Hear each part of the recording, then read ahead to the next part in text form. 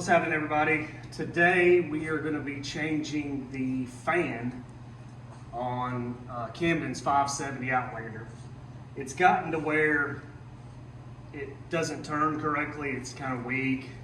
I guess a lot of that's when the fan's running and it's, the engine's hot and the fan's running, and then he goes through water and submerges it. Of course, that's probably not good for him. This is actually, I've already replaced the fan one time. The first time he actually got a stick kind of lodged up in the fan, and it messed it up, burned it up some. So I replaced the fan. Now I've got another one. This one's weak and he's starting to overheat some. Radiator, we cleaned it out pretty good. Fan just doesn't sound like it's turning the right way. It's just kind of weak sounding, stuff like that. So I ordered a new one on Rocky Mountain ATV. This is an OEM fan for the 570. Super easy, super simple, comes in one piece.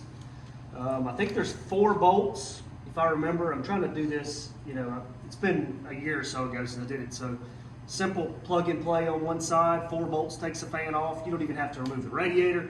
Well, your radiator is going to you just push it up. You don't have to take the line off of it. That way you don't have to worry about bleeding it and all that's getting air pockets or anything. So we're going to take this one off, replace it with that one. Hopefully that'll keep his, his fan will work well from here on, and hopefully we won't have to put a new one on it for a while. So first thing we do, if you want to come around here and kind of take a look, we're going to remove the tires. You can take the tires off so you can get to it easily. You don't want the tires all in your way. So it's pretty open in here. Here's your radiator. Your fan's mounted to it behind it.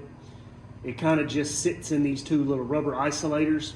So we'll take 1 bolt on this side, 1 bolt on that side, and then up top there's a bolt with a nut on it. So you'll have to kind of stick your hand up in here.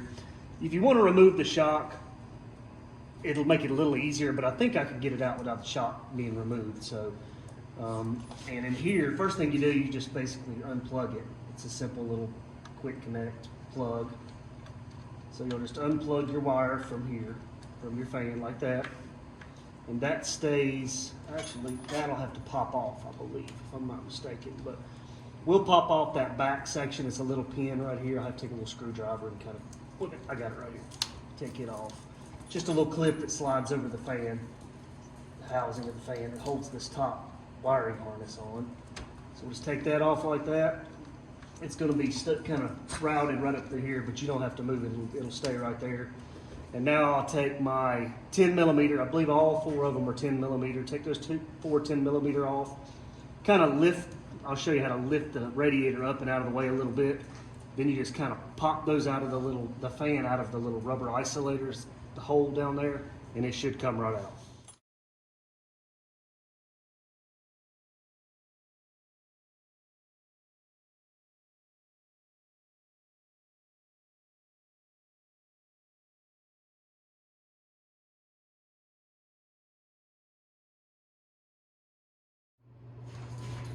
All right, I got the 4 bolts out that hold the fan at the top, the 2 bolts that actually hold the fan and the radiator. And then the bottom, I've taken the 2 bolts out, but I've still got to take 2 more bolts that actually hold the radiator to the fan. So they're also 10 millimeter. I don't know if I can get this in there, so I'll have to use my ratchet for this one because the lift is a little bit in the way. And on the other side, it's the same, so I have to use a small ratchet to take this 10 millimeter bolt. So once you take these 2 top 10 millimeter bolts that hold the radiator to the fan, the radiator will lean forward and you should be able to wiggle, and I'll show you to wiggle the fan out the side. Actually, I have to go out the other side because your radiator hose is on this side.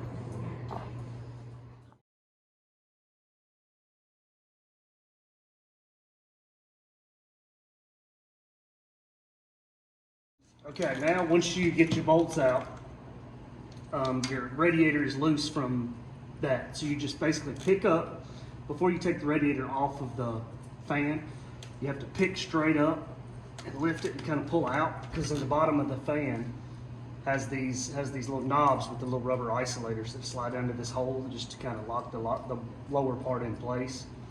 So once you do that, you pick up on it, pull the bottom out, and then you can kind of move it. Take your radiator and lift it up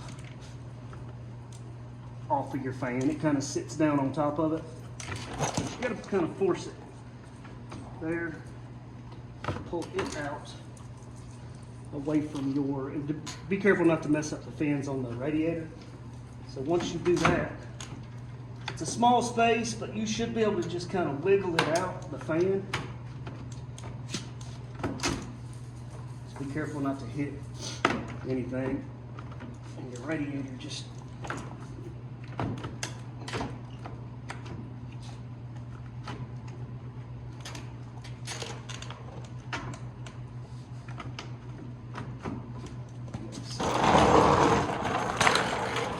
catching right here. Let me lift this up.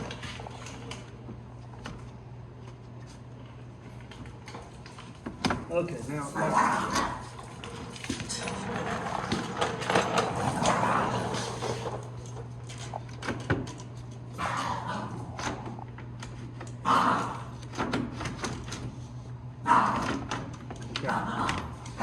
And there's your old fan. These little things kind of catch when you try to pull it out, so you just got to kind of lift it up, wiggle it, and hold your radiator up. So your radiator is just sitting there basically by the hoses. So it'll move and stuff. The hoses will move, no big deal. So just be sure not to try to hurt your fins too much. So got the old radiator out. Take your little rubber isolators off of them. Okay, you put the little rubber isolators on the little posts on the bottom, like I said, and you also have to take, the new fan doesn't come with the little rubber pads for the top two holes that holds it on there to keep it from, vibrating, I guess. So you got to kind of pop those out maybe with a screwdriver, and you'll take them and then just push them back through this little hole, kind of work it in. It's just a little rubber isolator that goes through these holes also.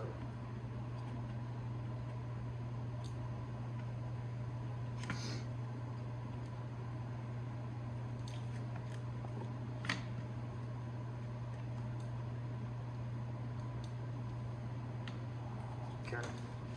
Finishes up like that. I'll stick this one in,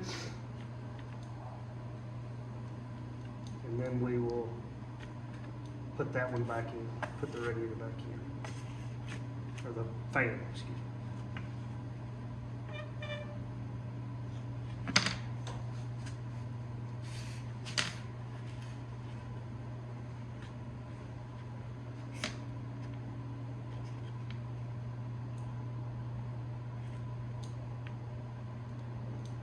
Okay, got those like that.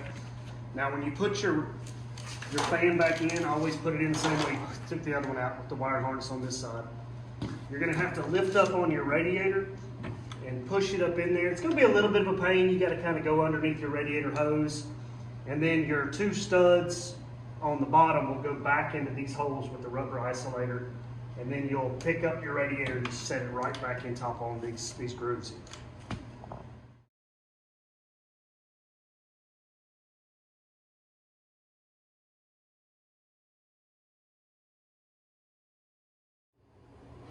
Okay, I got the fan in there. Just make sure your rubber pads on the bottom and your rubber pads on the top's obviously not going to go anywhere. But once you get it back in there, you lift your radiator back over, set it right on top of the little grooves in the fan, push everything down. Then you take your bolts that you took out when you took the fan out and put it right back in. So I'd go ahead and just put them all in, get them good and started, all of it. And then once you get them all started, then you can crank everything down.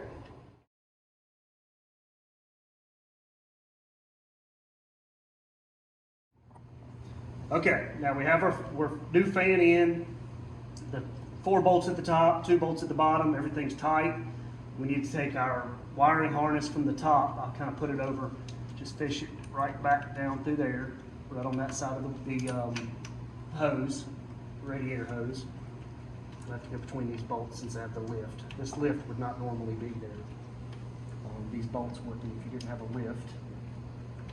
So let me squeeze that through here. Okay, so here's that. It's got the little clip on it like we did earlier. We just slid it right off of the side here.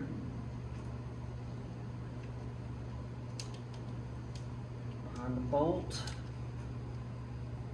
All right, and then this hooks right onto the edge of your fan piece right there. Or if you want to, you can go ahead and plug it in. Plugs in like this. Super simple. Just needs to turn this way. Snap. Hook that clip right on the edge of the fan right there. Push it in good. It's nice and tight. And you're done. That's it. All right, we got a new fan. Hopefully that'll, it should work correctly and cool like it's supposed to. This seems to be kind of a normal occurrence, especially if you go through a lot of water, which the kids, they love to stay in the water. So unfortunately, that's the one of the issues you have is your fan kind of will go bad. So new fans, they're not cheap. I think they're like $200 and something OEM. So I'll put a link in the description from Rocky Mountain ATV. They have just about they can get every OEM part, and they ship super quick. So I really like to deal with Rocky Mountain ATV MC. So I'll put a link in the description, and we'll slap the tires back on this thing, and he should be ready to go and not worry about overheating from now on, or for at least a while anyway. So if you found this helpful, hit a like, subscribe to our channel, and we will see you next time.